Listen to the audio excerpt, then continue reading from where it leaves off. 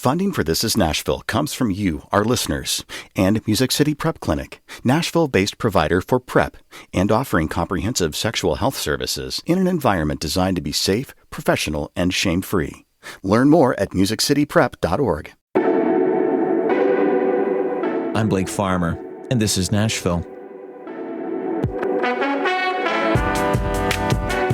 It's an economic episode. Our weekly Roundabout panel is focused entirely on issues that affect our pocketbooks. It's actually a lot of issues. The cost of living, rent and mortgages, interest rates, health insurance rate hikes, stalled federal benefits, tariffs. You'll find that even our resident economist today is not going to have all the answers on how these factors affect people in the real economy. So, more than normal, I ask you to consider calling in to give the view from where things sit with you in your life. The number all day, and I'll say it many times, is 615-760-2000. You can also weigh in with a comment in the chat of our live video stream. It's at youtube.com/@WPLN. So let me introduce our panel. Economist Dr. Kara Smith is a professor at Belmont University, where she teaches healthcare economics and public finance. Thanks for being here. Thanks for having me. Molly Davis is the growth and development reporter at the Tennessean, where she covers all things real estate. Welcome to you as well. Thanks for having me. And Mandy Spears is Executive Vice President of the Sycamore Institute, which analyzes all kinds of state data in Tennessee, including a new report this week about the impact of losing subsidies for more than 600,000 Tennesseans on ACA health plans. Welcome to This Is Nashville. Hi, thanks for having me. All right, so Molly, let's start with, I don't know if it seems like good news, unless it's actually bad news, but average rent prices are going down. Still feels kind of high. I mean, I think it's like $1,400 median rent in the Nashville area, double what I paid for my first apartment in Nashville. But Molly, you wrote about this recently. It's not down a lot, 1.5% in October, but we're kind of on this downward trend. Is there an explanation for that? There is an explanation. So to get to that explanation, I have to take us back a couple of years. If you remember the times immediately post-COVID, if you were either moving to Nashville or renewing a lease in Nashville at that time, think 2021 and the beginning part of 2022, those rent increases that you saw were scary, frankly, for a lot of people. Yeah, like 20% in some cases. In some cases, yes. There were double-digit percentage increases. So we have definitely come down a lot from there. But when you look at in context over time, housing prices in Nashville over the past decade have increased a lot. And they've increased a lot, you know, especially compared to how much our wages have increased. So It's good news and bad news.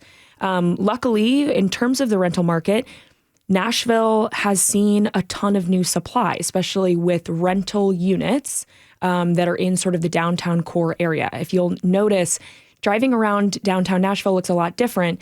In these years post-COVID, a lot of new buildings have gone up.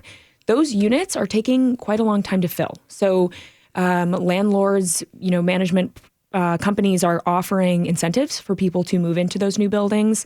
Sometimes that means up to 3 months in free rent if you sign a 12 or 14-month lease. So I'm tracking those. But that also means that there are a lot of empty units in downtown Nashville.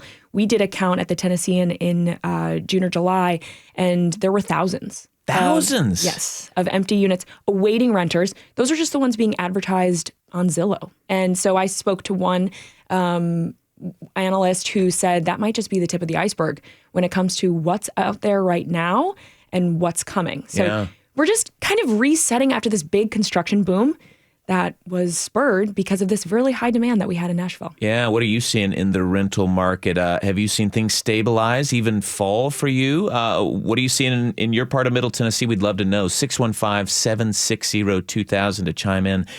Mandy, the Sycamore Institute held this housing policy summit in September, and you all have written about how it's not even just like places like Nashville that are having prices that are driven up in terms of housing.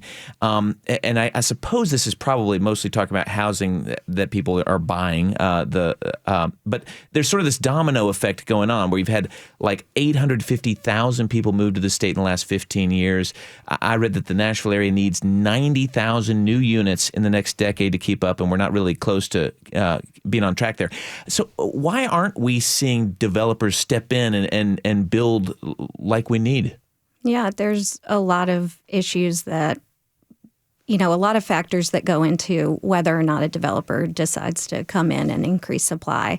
We've done a series of reports on this topic, and in the most recent one, we really tried to break down, okay, what is it? What are all the factors that go into how much a house costs and kind of the math that a developer is doing when they decide to break ground. And we really break those things down then by policy lever.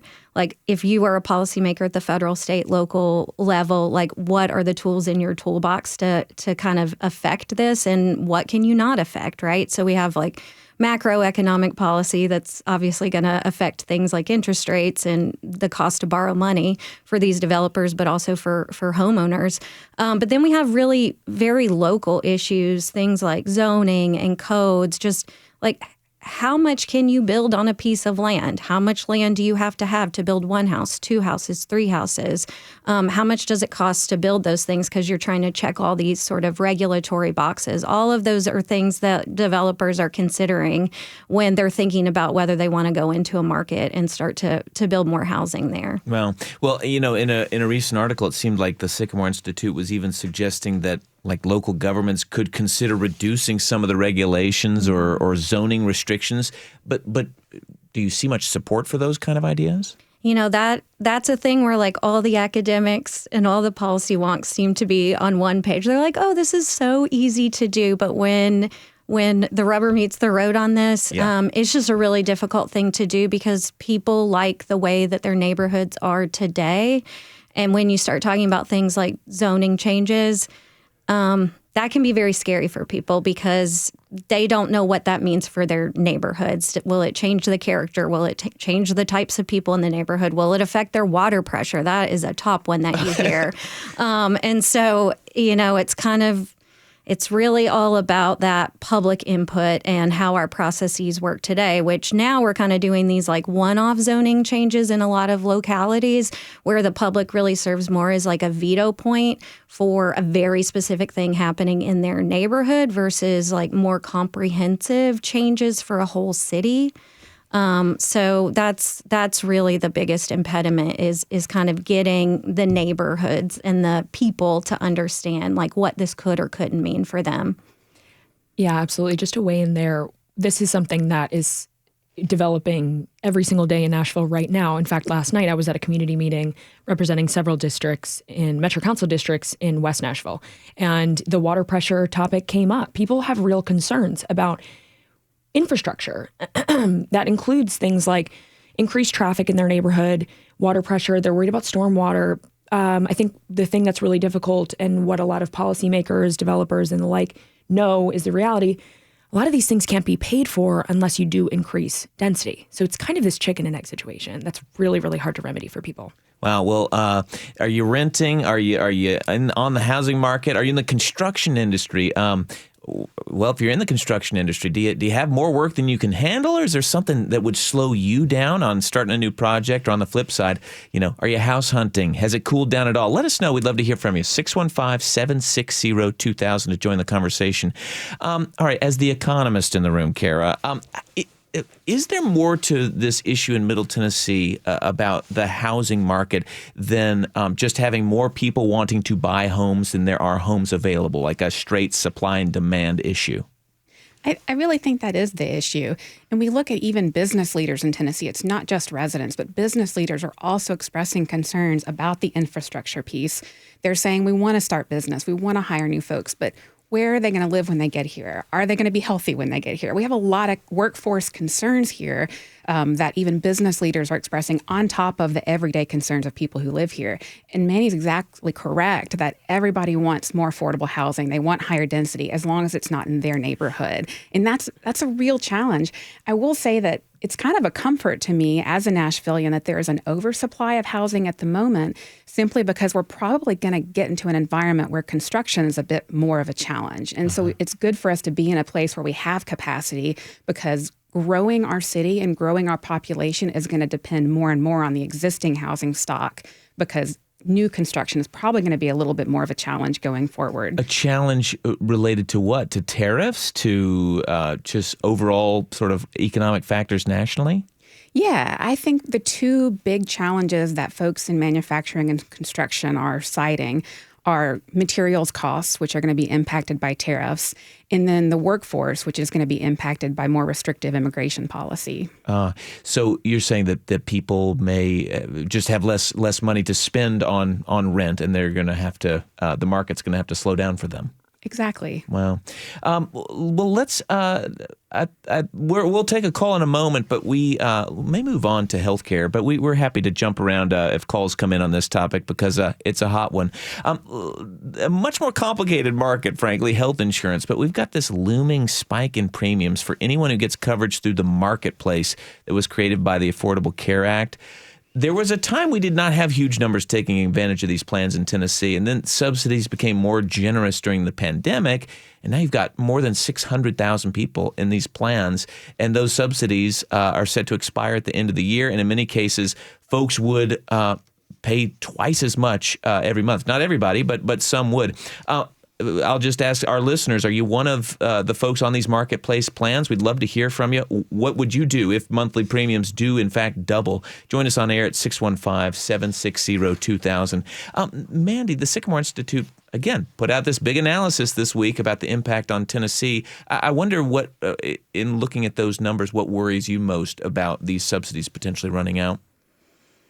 So what we really tried to do was understand who did sign up because of these enhanced subsidies. And what we found was, and the enhanced subsidies, what they did is they became more generous for the people that already qualified for subsidies to buy these plans, but it also increased, it actually eliminated the income cap. So I was kind of surprised when I dug into the data because I expected to see a lot more like middle and higher income people signing up, that being really where the spikes were because they were newly eligible for these subsidies. But really what we found is that enrollment increased the most among really the lowest income bracket eligible for the subsidies, which is people between 100 and 150% of poverty.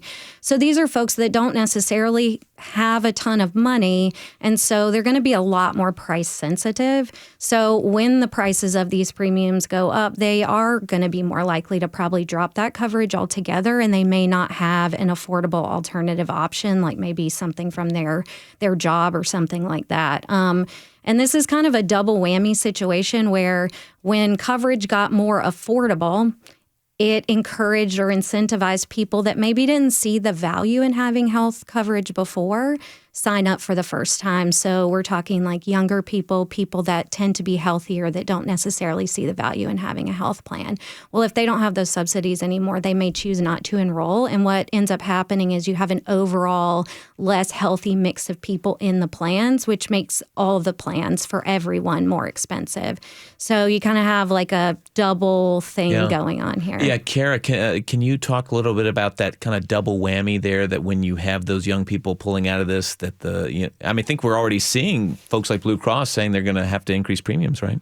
That's exactly right. The Affordable Care Act marketplace plans rely on what we call community rating. So it's the average health of everyone who enrolls. And you're absolutely correct that when you have premiums go up for whatever reason, in this case because of the reduced subsidies, makes the household budget a little tighter to pay for health care. That means people that on the margin are more healthy are going to drop out, leaving that community at a higher per person cost to provide coverage for them. And so it's just kind of a spiral. It's really concerning for us. I will also add that having fewer people with health insurance is a concern to providers and health systems as well. I mean, Nashville, we know that a huge percentage of healthcare dollars in the U.S. flow through companies that are based in Nashville. HCA is really just the beginning. And those companies need and want to see the reliability and the steady revenue that comes from Medicare patients, Medicaid patients, and folks on affordable care plans. I mean, it's important to have those sources of revenue. And then on top of that, our businesses need that as well. They need to have a workforce that has access to health care. So it's very concerning at an individual household level, and it's very concerning at a global macro level of the business impacts that could come. Yeah. We've got several calls coming in on this topic. Matthew, I know you want to talk housing. If you'll hang on the line, we'll get back to that shortly. But let's go now to Kim. You're on This Is Nashville. What have you seen in terms of your ACA healthcare plan?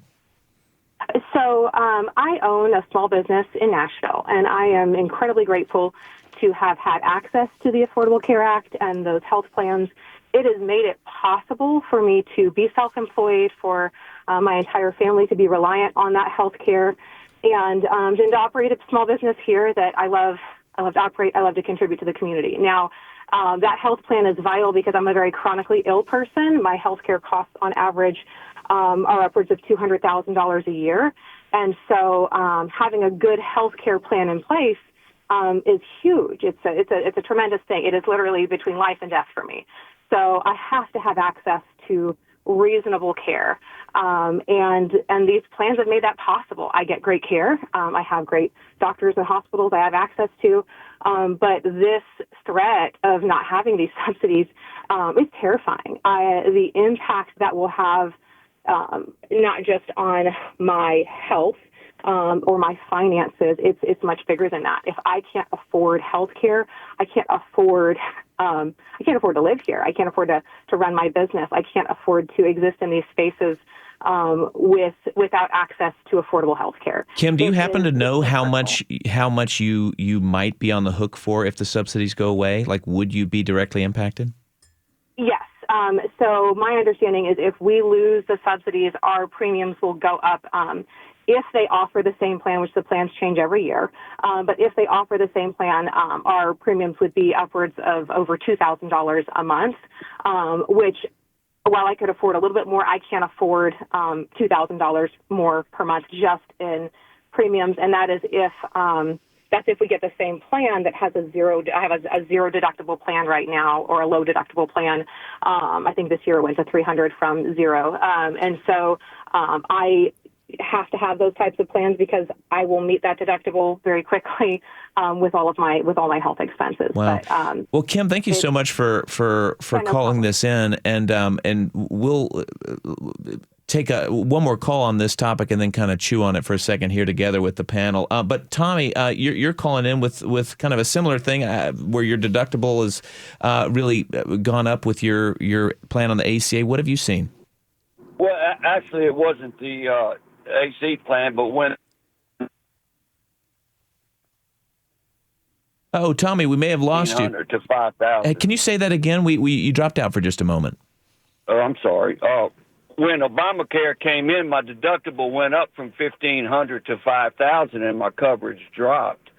I mean, I know people are going to be really in bad shape when their subsidies drop and they go up with their costs, but someone has to pay for it. I'm not super rich, so I can't afford or I don't qualify for Obamacare, but my health insurance went up greatly when you're everybody else started getting their subsidies. through your employer or some other way? Through my employer. Okay. Yeah, so many factors there. Tommy, thank you for calling that in. Certainly, I think people look at their health plan that changes every year and have kind of shrug. What caused this to happen? Tommy, really appreciate that. Mandy, let's start with the ACA premium increase, like we heard from Kim.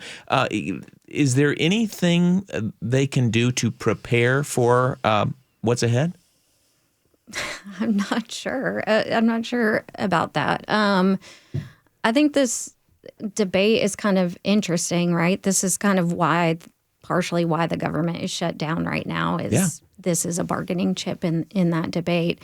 And I think, there are a lot of people that are aware that they have ACA marketplace plans and that this debate is about the thing that they rely on. But I do think it's interesting that there are probably a lot of people that don't actually realize that the thing that they have coverage through is the ACA marketplace, or that what we're talking about right now is something that impacts the care that they receive. It's kind of like with the One Big Beautiful Bill, hearing about Medicaid and not realizing that's TennCare in Tennessee, right? I actually had my son on an ACA marketplace plan years ago. I now have coverage through Sycamore Institute, but a lot of people, they just go pick out a plan, or maybe they work with a broker and, they have a Blue Cross plan. They don't know that they have an ACA plan. And I actually think that if you look at the trends in the uptake of these subsidies, you'll see that disconnect on like when the subsidies became available at an enhanced level and when enrollment really started to take off was a few years into the enhanced subsidies. It wasn't immediately. And I think that is because there's sort of this disconnect between the language and what you know as your plan every day. So I think one important thing might be for people to check what kind of plan they have.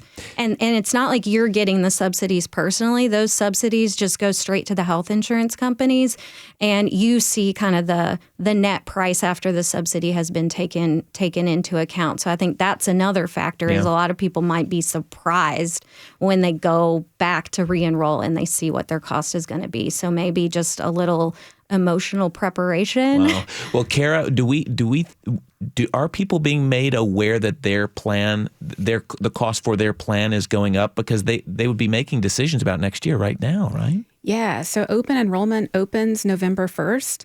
And that's when a lot of folks are going to begin to explore the marketplace. As Kim pointed out, plans change every year, so you can't just continue on with what you've had. Even if the price went up, you have to make a choice again every year. And so presumably, it seems unlikely at this point that there'll be a resolution to the federal policy question by then. And so folks on November 1st are going to be getting onto the website or going through their broker, as you said, or hearing from their insurer and hearing, here are the plans that are close to what you have now. Here's what your cost is going to be next year. And I think there's going to be real sticker shock. I think people are thinking about this in the abstract. I think policy folks are thinking about this. I think households are going to be in a state of panic when they see that on top of what they already feel like is a squeeze from other prices. Yeah. Well, I'm guessing we'll take more calls on this when we come back. That number is 615-760-2010. And Matthew, we'll take your housing call as soon as we come back. But we do need to take a break. We're focused on finances this hour, the headlines that hit your pocketbooks. We're looking at the implications of federal policies in Tennessee, coming up from tariffs to the government shutdown in Tennessee. If you are being directly affected by the federal government shutdown, we'd love to have you on the show if you're up for it. 615-760-2000. Stay with us. This is Nashville.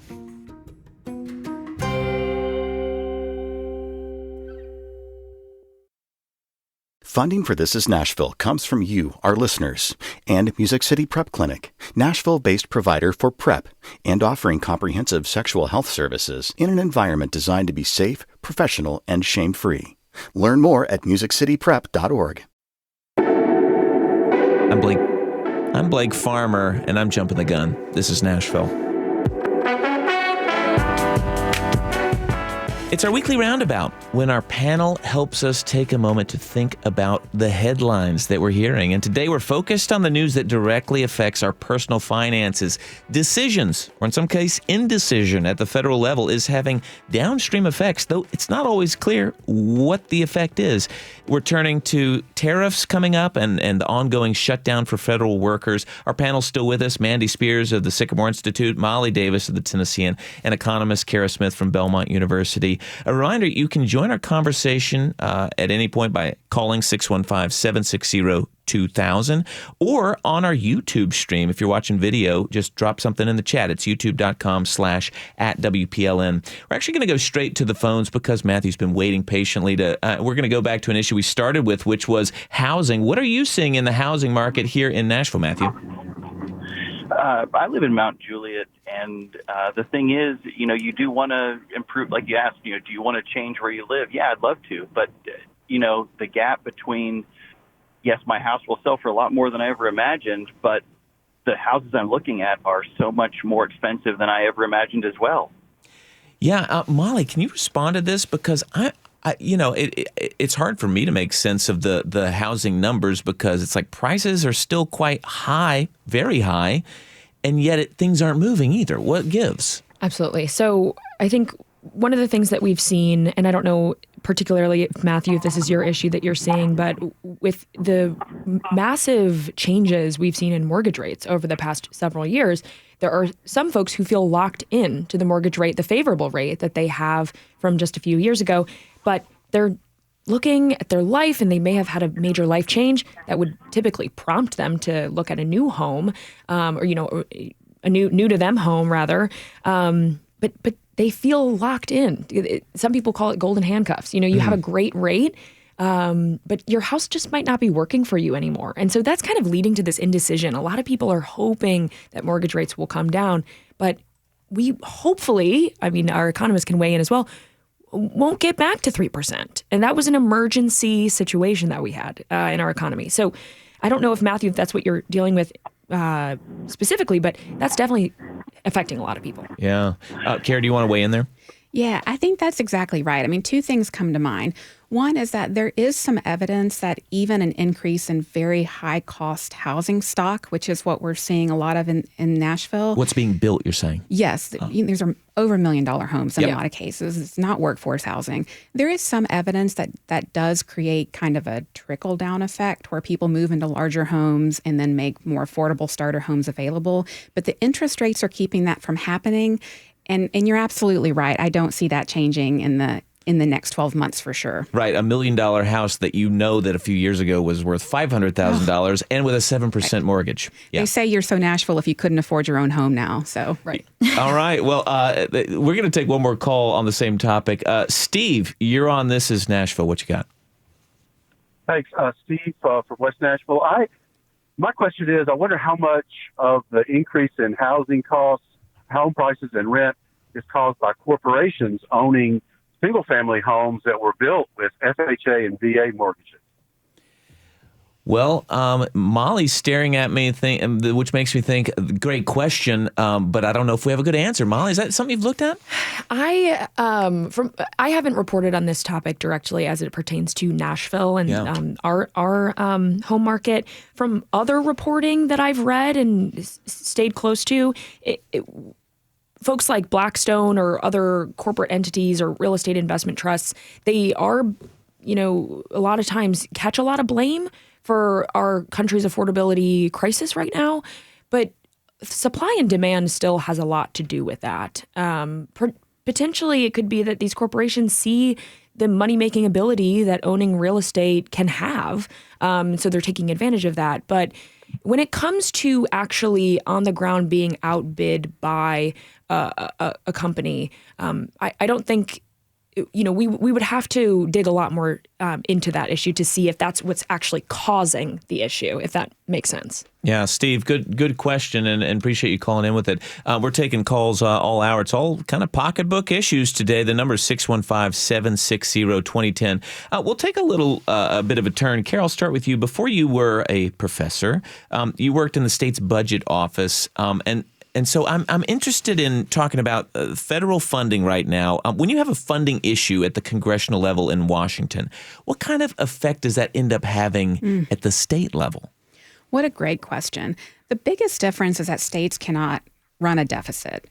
And so when they lose funding from the federal government, and they're in a position to meet their budget month over month, year over year, fund their programs, unless there's a sufficient rainy day fund and the legal ability to move those funds around, it can mean stopping programs at least temporarily. So it's a huge impact. And we're seeing that right now. We were talking before about SNAP benefits. Yeah. Well, we don't have huge numbers of federal workers in Tennessee by comparison to other states. I think most of it's tied to the VA or the Army related to Fort Campbell.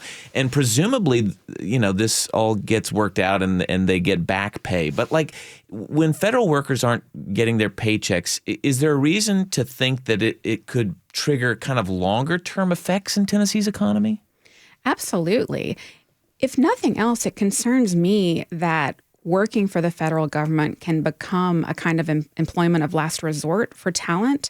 And we really don't want to see that happen, as so many pieces of our lives are impacted by good quality work at all levels of government. We require their services. We all touch them, whatever industry we're in, wherever our household looks like. And that really worries me as an economist moving forward, that it becomes a place that has trouble staffing with high quality employees to meet all of those needs. I mean, the FAA is already having trouble getting people to do the training to work in a tower or TSA. Great example. Absolutely. Yeah. Wow. Yeah. I just jump in on the shutdown issue of, I went to the Washington Post the other day, went to the politics section, scrolled. It took 8 articles before I got to one about the shutdown, which is kind of crazy because in the past, shutdowns, it's like an all hands on deck thing. You want to make them as short as possible, as least disruptive as possible. But this particular shutdown is just different for some reason. And administrations have always kind of gone out of their way to make shutdowns as least disruptive as possible. And I don't know if that's to the detriment of kind of the political landscape and how we will view shutdowns moving forward. But it just puts a lot of uncertainty in the economy, in the labor force, especially the people that are federal employees, that I kind of do have this little intellectual exercise where I'm like, is this going to change what shutdowns are like in the future as well? That it's just an easier thing to do because, look, we survived it this time. So this moment in time is really interesting as it relates to the shutdown too, I think. Well, are you, as a listener, working without pay right now? How are you getting by as the federal government is shut down? It's important to hear from you right now if you're comfortable sharing. And let me give you the right number instead of our fundraising number, which is what came out of my mouth earlier, 615-760-2000. Yeah, the fund drive is next week. Or you can comment in the chat at youtube.com/@WPLN. Related issue here, the SNAP benefits that Kara mentioned. Mandy, the benefits are in jeopardy. The feds warned that the states may not get their funding, I think, at the 1st of November. So the Sycamore Institute's done this great work putting the scale of these federal programs into perspective at the state level. What is SNAP for folks who are like, oh, what is that thing? Are these the food stamps? What is it and who benefits? Yeah, it's a supplemental nutrition assistance program, which many people call food stamps, and it's a lot of families, lower income families and children that rely on these. We actually have a dashboard on our website, sycamoretn.org, where you can explore SNAP enrollment by county for I think maybe May is the most recent, but also expenditures on SNAP in each county, so you can really understand, how much is this benefiting people? What is the role in the local economy? You mean that you can see how much people are spending in the grocery store? Well, it's their benefits, but they're spending them there. Yeah, right, yeah. So, what is it? Nearly 700,000 folks? It's like 1 in 10 Tennesseans almost? Yeah, it's a very large program. Well, and I believe the average household gets around $350 or so. So it's a meaningful amount of money. Are there plans? Is the state working on anything, Molly, that would suggest that the state might step in and help fund the missing money for a while? So I'm not covering this topic directly, but the good news is my colleague Vivian is. She published a story this morning. She heard back from Governor Lee's administration. At this time, they have no plans to step in. Yeah. It's about a little over $140 million deficit, if I'm remembering correctly. They have no plans to step in to cover those expenses for SNAP. Well, if you're trying to figure out what to do in the next month related to this, we'd love to hear from you right now at 615-760-2010. Kara, you've worked with the state. Oh my goodness, I said it again, 615-760-2000. I really am in fundraising brain. But tell me, Kara, you've worked on the state budget. Is it as simple as moving money from here to there to make it work? It's not. Part of the challenge here is so much of the funding. First of all, it is subject to legislative approval, and it's all allocated to certain pots and certain programs. And in particular, when you talk about programs that are joint federal and state funding, that's often very restrictive in terms of moving those funds around. Well, what kind of trickle-down effect do you see when you've got 700,000 families in Tennessee who suddenly don't have, whose grocery budget is slashed? Well, I think I think it's an enormous human cost that we should be very concerned about. In a very wealthy society as we are, when you have households that are concerned about buying groceries, that's beyond an economic concern. That's a deep human concern to me. I think we do have some safety net options. I do know that food banks are preparing to ramp up their services and are soliciting donations, but not using the number you've provided. I'm sure you help. But I think that's the bigger cost that we should be concerned about. I will say, part of the reason it's called the Supplemental Nutrition Assistance Program is that it's not intended to be a family's entire food budget. So presumably families will be again, looking for ways to economize, but there's limits to the extent families can do that when they're already facing higher grocery bills than they did a year ago, 2 years ago, 3 years ago. Yeah. Well, we need to take one more break, and when we come back, we'll get into tariffs and the impact in Tennessee. But we're sticking with our financial picture throughout the hour, jobs and unemployment in Middle Tennessee.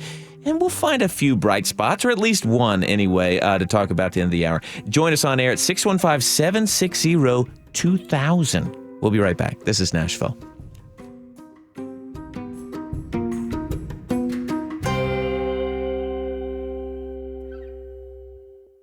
Funding for This is Nashville comes from you, our listeners, and Music City Prep Clinic, Nashville-based provider for PrEP and offering comprehensive sexual health services in an environment designed to be safe, professional, and shame-free.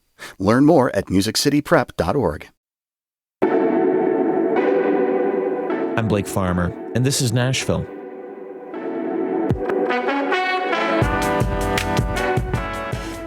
Well, we've been talking about pocketbook issues all day, and specifically how it relates to us here in Tennessee. Obviously, there are national factors at play, even global factors, and it's not always clear how to understand what's happening in our local economy and what it's tied to, but we're trying to make the most sense of it that we can with our esteemed panel here, Mandy Spears of the Sycamore Institute, economist Kara Smith of Belmont, and Molly Davis of the Tennessean. If you want to join our conversation at any point, I'll say the number many times. It's 615-760-2000.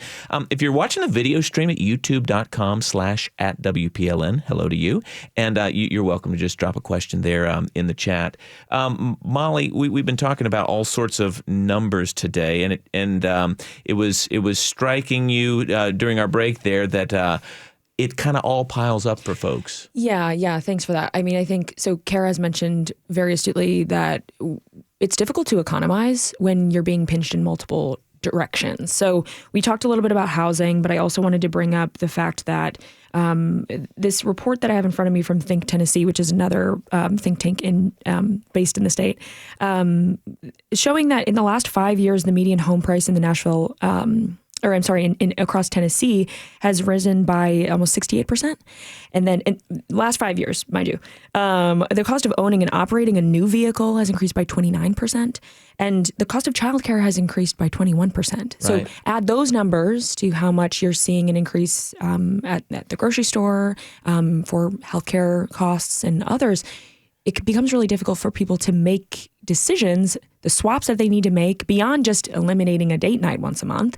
They're switching to generic food brands. They're switching to, another example I heard, liquid dishwasher detergent instead of pods, because you can make the liquid stretch longer. Wow. These are real things that economists measure that are going on in consumer behavior. So what's really interesting to add to that is because of the government shutdown, some of the official measures, things like inflation, unemployment, are delayed, and we have a little bit of a limited insight. And so the kind of measures you're talking about kind of increase in importance to understand those short-term dynamics. My favorite stat is that sales of Hamburger Helper are up 14.5% over 2 quarters ago, which is most people think of as a kind of substitute, lower cost food. Frozen pizza sales are up. Cardboard box production is down, indicating that folks are ordering less stuff from Amazon, buying fewer products, and importantly, retailers are ordering less wholesale. Well, it strikes me that people are always looking at the numbers to see, well, are we looking at a recession here? Are we not looking at a recession? But when you start talking about those numbers, it's like, well, something's going on here. Call it a recession or not. What do you make of it? That is such a great question. The official data really doesn't point to us being in a recession right now. But I think that is strongly dependent on where you sit on the income distribution. I think folks that are on the lower end of the distribution are just being squeezed in so many ways that they're saying, how do we not call this a recession? But folks that are on the higher end of the distribution, they have so many more choices with their income. Tariffs don't impact them as heavily. Price increases don't impact them as heavily because they don't spend all of their income. They don't have to spend it all on needs. And they can benefit from the higher interest rates and get a higher return on what they save. Yeah. Well, if you're feeling the pinch right now, we'd love to hear on the air. 615-760-2000 is the phone number. Let's turn to tariffs here for a moment. Molly, you had a story published today about Tennessee's economy being more at risk than most states because of tariffs on Chinese products. Why is that? So, and I want to be clear, it's a risk, it's a vulnerability. We don't know exactly what it's going to look like in the long term yet. But the reason behind it is that Tennessee's economy is very manufacturing heavy, and those manufacturers depend a lot on imports from China. So those could be somewhere in their supply chain. They need to get some kind of material, a chemical of some kind or what have you, that then they use to manufacture their goods here in the state of Tennessee. Yeah. So imports from China, according to new research from Pew Charitable Trusts, actually accounted in 2024 for 3.8% of Tennessee's GDP, and that is a higher percentage than any other state in our country. Wow. So that's the reason Tennessee would top the list, because we already get so much stuff from China. Well, you pointed to an example at Allvan in Laverne that was pretty telling. What's that going on there? Yeah, the telling thing about that is Allvan is one of our smaller manufacturing companies. So you can consider it as like one of the little guys, a small business. And the credit for this reporting actually does go to my colleague Hadley Hitson at the Tennessean. We work really closely together on this issue. But Allvan told her that they had a recent bill from a Chinese import. They paid almost $12,000 in tariffs for an order of a little over $14,000 worth of supplies. So you can imagine, and it actually goes back to what Kara said, these smaller businesses don't have as much wiggle room when it comes to both their supply chain, so where they get their supplies, and then also when it comes to their payroll or their balance sheets. They can't as easily cut down on expenses like these large manufacturing companies can. So the large ones, they're able to sort of dodge those impacts right now. Do you have a tariff example? I'm talking to listeners now. That's similar to Allvan, where you're seeing the tariff impact directly. Give us a call just to share it. It's really helpful for us to hear. Give us a call at 615-760-2000 or chime in on the YouTube stream, youtube.com/@WPLN.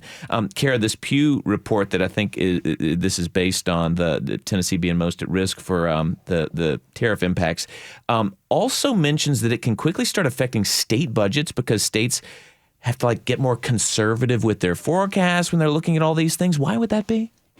Well, in Tennessee in particular, we're so dependent on the sales tax as a form of revenue that as soon as consumers stop spending as much money, which comes from lower levels of employment, concern about the future, so they want to save more. As soon as that starts to happen, our revenue begins to get very soft. And so in Tennessee in particular, we're more vulnerable to those economic fluctuations because we don't have a strong reliance on an income tax. Yeah.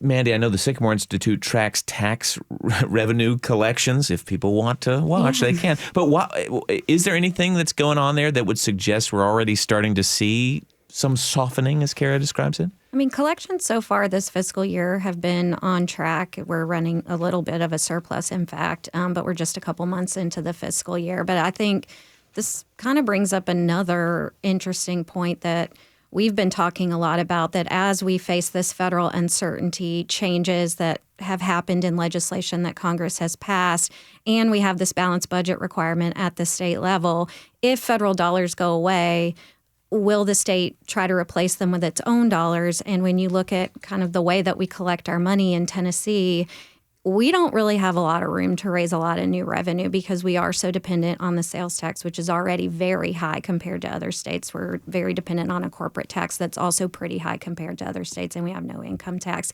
So plus you introduce this economic uncertainty about how those taxes are going to grow over time. And then the pressure from the federal government that, I don't really envy our state budget people having to put together a budget right now with so much uncertainty. Well, let's take a call. Wayne, you're on This Is Nashville, I think, to talk about tariffs. Yes. What's your frustration? Well, it's the frustration of people not realizing that the tariff is nothing more than a tax on you and me. It increases costs for everyone, especially our small business owners. And it's a terrible hit on the farmers who are trying to sell their soybeans. And China has now looked to other markets and has disrupted the trade market of soybeans. Wayne, are you a farmer yourself? I am not. I'm just an observer. I'm just a retired guy that's watching the news and, Gotcha. and trying to make common sense out of it. And the fact is, tariffs are punishing all of us, especially the small business owners and the farmers. But we're seeing it at the grocery store. The half-gallon of orange juice that I used to pay $2.29 for is now $4.99. Yeah. Well, Wayne, this is helpful. Appreciate it. Kara, I think there's a temptation for all of us to say, "Oh, this must be tariffs all over the place." What do you see?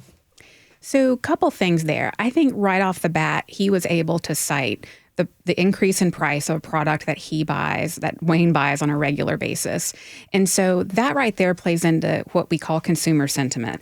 And what we find with other recessions is that it can be a compounding effect. When people think we're entering a recession, they cut back on spending, and then we enter a recession. And so when people talk about, are we about to have a boom period or are we about to have a recessionary period, some of that does hinge on that individual consumer experience and how that impacts their behavior. So even if orange juice going up doesn't necessarily, maybe it's not a tariff that's related to that, but if that's in your mind, tariffs are already having an impact, and then people start cutting back or changing their buying habits. Absolutely. And even with something like orange juice, I don't know what brand he buys. I don't know if it's domestic but there has to be the purchase of heavy machinery to turn it from oranges into orange juice. And there has to be purchase of a truck to ship it from wherever it's grown and pressed and bring it to his grocery store. And all of those steps along the way are impacted by tariffs. And in fact, the heavy equipment industry is feeling a serious squeeze, because most of that is produced in China. Sales of big trucks are down. They're trying to figure out how to make them last longer. And all of that impacts the reliability of our supply chain. Yeah. Wayne, we appreciate the call. We're going to try to take on one more topic before the end of the hour. Molly, the head of the Atlanta Fed, was in town this month talking to business leaders. And really, the Fed, obviously, one of their charges is to be concerned about the labor market, unemployment. What did he have to say about our labor market? He actually said that it's the most confusing, challenging time that he's seen in his career to make monetary policy. Yeah. That's because of a number of things. In the labor market specifically, the Fed, the Federal Reserve Bank, cut rates recently to try to spur more job growth. Now they're stuck between a rock and a hard place, if you will, because inflation is also a concern, and you do different things to monetary policy, whether you're trying to fight inflation or try to spur the job market. They chose the job market. But this brings me back to something that Kara said earlier, is we don't have great data about the job market while the government is shut down. So the Fed depends on that data to make decisions about monetary policy. We have less data, less good data.